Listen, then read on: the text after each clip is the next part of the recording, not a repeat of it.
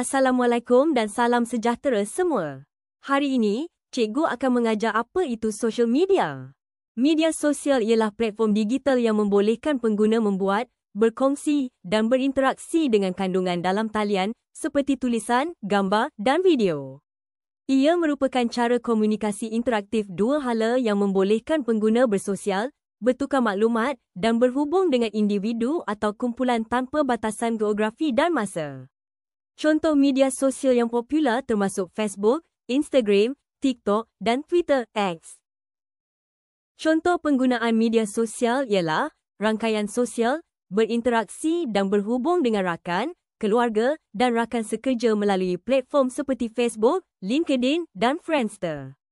Pengumpulan dan perkongsian kandungan, berkongsi dan memuat turun pelbagai jenis fail seperti video, foto dan muzik di YouTube dan Flickr.